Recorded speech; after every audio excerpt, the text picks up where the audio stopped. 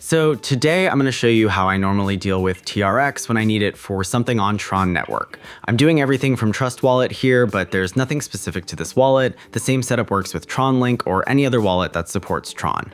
So I've been working with crypto for more than 10 years, and I've tested a lot of different wallets, networks, and DeFi stuff during that time. And one thing with Tron is pretty easy to miss at first. You don't always need to hold a big TRX balance. Sometimes I'm testing something for an hour, running a demo, checking a D app, or trying transaction flow. In those cases, having a way to get Flash TRX for a limited period can be pretty convenient. That's what I'm going to run through here. So let's start with the first setting, the amount of TRX we want to use. There are several choices available, and I just match that to whatever I'm testing. I don't need the same amount every time, so I normally decide this based on the actual task. Okay, then we get to Duration tab.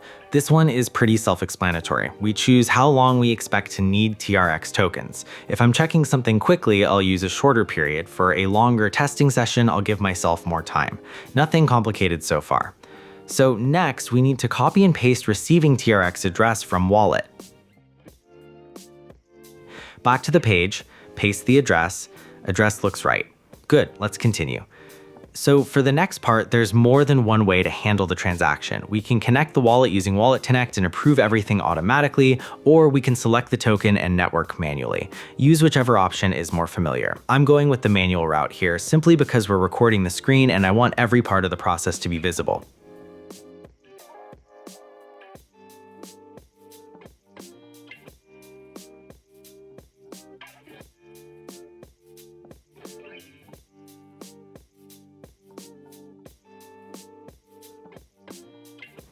Okay, now we just wait for it to finish processing.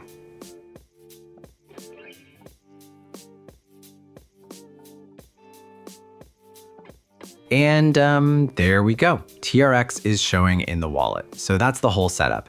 And this is where I find the side of Flash TRX useful. A lot of the things I test on chain aren't permanent projects. Sometimes I need Tron for one afternoon. Sometimes it's just a quick demo or a couple of tests. Keeping a full setup around for something that lasts 20 minutes doesn't always make much sense to me. I'd rather match what I'm using to what I'm actually doing. That's why I wanted to show the entire process instead of just talking about it. Once the amount, duration, and receiving address are clear, there really isn't much left to figure out.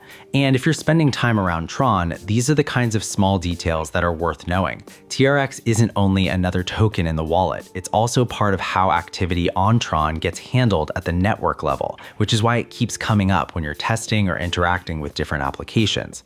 After working with the network for a while, you start running into these things naturally. At first, they can look like an extra complication, but later you just know what you're looking at.